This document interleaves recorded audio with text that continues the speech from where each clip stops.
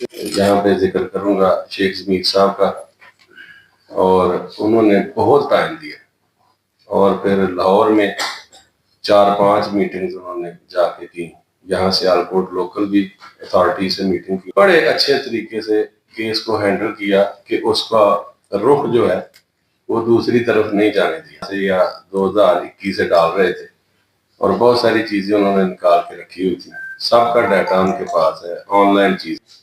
शेख जमीर साहब से ही रिक्वेस्ट करूंगा कि वो इसको थोड़ा सा मेंबरान को इसका ब्रीफ कर दें और फाइनली हम किस नतीजे पे पहुंचे हैं वो भी थोड़ा सा हाउस को ब्रीफ कर दें, फिर उसके बाद हम आगे मीटिंग को बढ़ाते हैं। शुक्रिया।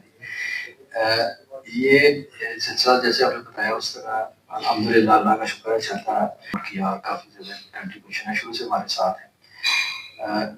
इकरामुल हक साहब जो प्रेसिडेंट हैं, फराज साहब अच्छे हैं, मैं अकेला तो इसमें कुछ नहीं, और इनकी जो है ना बड़ी प्रोफेशनली इन चीज़ों को इन्होंने हैंडल किया।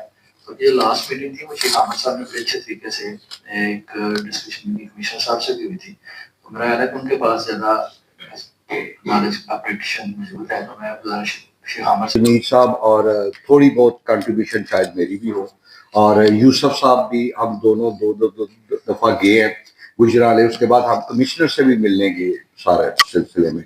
और जिस तरह ये PRA के नोटिस सबको आए हैं, उस दिन मुझे भी आया हुआ था, इन्होंने एडजमेंट मांग ली, मैं इसको ख़त्म करना चाहता था। आई वेंट देयर, मेरी कमिश्नर साहब से बड़ी अच्छी मुलाकात थी, पहले भी थी। और मैं इतना कोपान और इतना ऑनेस्ट इंसान आपको गवर्नमेंट के महकमे में बहुत कम मिलेगा। शेख साहब ऐसा ही है जी। वहाँ बड़ी अच्छी मीटिंग रही, तकरीबन घंटा सवा घंटा मीटिंग रही। तो वो बार बार जोर दे रहे थे कि जी एक सर्कुलर निकाला कि जिनकी रजिस्ट्रेशन नहीं हुई वो रजिस्ट्रेशन करवा लें। कुछ चीजें ऐसी हैं जो कि मेरा ख्याल है शेख इस हाउस में नहीं अभी वो कह सकता, अकेले हम अपनी मीटिंग में मैं आपको बता सकता हूँ। अगर हम कैलकुलेशन कर रहे तो उसका क्या हमारे बिजनेस ज्यादा होगा। आप 14-15 दिसंबर को जो है वो आपने रिटर्न देख लीजिए आया हुआ, और जिन्होंने वादे भी किए कि हम करा रहे हैं, लेकिन वो फिर एंड टाइम पे उन्होंने नहीं कराए। I don't know. बहल एनी हाउ, एक एयर एंड सी अगर आप उसका सेल टैक्स में जमा करा दिया करें, और कस्टमर को 160 तो वो हो गए जो कि GD के होने ही होने हैं, वो क्लियरिंग एजेंट ने पे करने हैं। तो आप अपना इनवॉइस में 1160 रुपए की रिसीट साथ लगा दिया करें सेल टैक्स की, तो मेरा ख्याल है किसी को भी कोई इतराज नहीं होगा। और अच्छा खासा रेवेन्यू जो है ना वो PRA के पास चला जाएगा, उनका फिर इधर से जो है ना ध्यान खत्म हो जाएगा। नंबर 2, उन्होंने कहा था बड़े स्ट्रिक्ट एक्शन लेंगे जो कि नहीं करवाएंगे रजिस्ट्रेशन, और जो ये चीजें नहीं करेंगे तो मैंने कहा जी हम फिर उसके पीछे नहीं आएंगे। लेकिन जो बंदों ने रजिस्ट्रेशन नहीं करवाई हुई वो करवा ले, कोई सॉफ्ट कॉर्नर रखेंगे।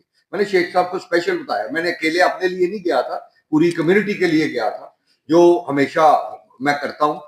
उसमें फिर यही था कि उन्होंने कहा ठीक है हम लीनियंट व्यू लेंगे और सॉफ्ट कॉर्नर रखेंगे, जो बंदे करवा रहे हैं रजाकाराना तौर पे आगे आ रहे हैं तो इसको मार्च तक हम देखते हैं। इसके बाद शेख जमीर साहब, यूसुफ साहब, क्योंकि मैं जब ये सारी कमिटमेंट करके यूसुफ साहब के दफा से इकट्ठे ही लेके चल रहे थे, और ये उस्ताद भी है हमारे अकाउंट्स में, तो इसी चीज को सोच ही फायदे में रहेगी, उनको रेवेन्यू भी ज्यादा मिल जाएगा।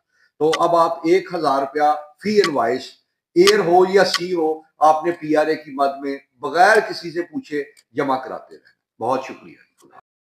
चीज़ आ गई जिसका खुद गवर्नमेंट को भी शायद इतना आइडिया नहीं है कि इसका क्वांटम क्या है। दूसरे नंबर पे PRA एक ऐसा डिपार्टमेंट बनाया गया कि जिसकी आगे फंड्स डिस्पोजल को अभी तक भी डिस्कस नहीं किया गया कि इसके आगे फंड्स कहाँ पे जाएंगे, इसका मसरफ क्या होगा। ये जो भी जिस किस्म के भी ये चार्जेस लगते हैं सर्विसेज पे, ये पास ऑन चार्जेस होते हैं। पहले इन्होंने अपनी कैलकुलेशन बनाई, इन्होंने टोटल रेवेन्यू को उठाया, उसके ऊपर 16% लगा दी। अगेन वो भी एक बड़ा एक अजीब से तरीके से हुआ, ठीक है। फिर उसके बाद ये जब 2000 क्या आपका यानी कि बनेगा, टैक्स क्या बनेगा, इसका रेवेन्यू कैसे बहुत जरूरी था रजिस्ट्रेशंस।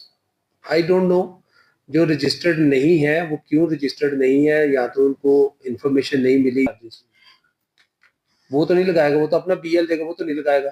ये PRA वाले हमें इस चीज की श्योरिटी दें कि जो चार्जेस जो भी अप्लाई कराना चाहते हैं वो 1000 रुपया कराना चाहते हैं, 150 कराना चाहते हैं, बन जाएगी। जो भी एजेंट उठाए, वो कराची का हो, वो कोयटा का हो, वो कहीं का भी हो, जो भी एजेंट उठाए, जिसका भी बीएल लगे, उसके ऊपर ये चार्जेस लगे। इन केस वो फिर एक डिस्क्रिमिनेटरी आप सलूक अपने अपने यहाँ के बिजनेस पीपल के साथ नहीं कर सकते। कोयटा नहीं देगा, पिशावर नहीं देगा, तो किस तरीके से ये चीजें चलेंगी? अब बात ये है कि अभी हम शेख साहब से, इट्स कंफ्यूजिंग फॉर मी कि आप मुझे कह रहे हैं कि 1000 रुपया आप एक टैक्स जमा कराएं इनवाइस के ऊपर, हमने वो जमा करा दिया, अब 160 का क्या रोला रह गया? चेयरमैन साहब, वो तो ये था कि 1000 रुपया आप कमीशन चार्ज करें, उसके ऊपर आप 16% टैक्स जमा कराएं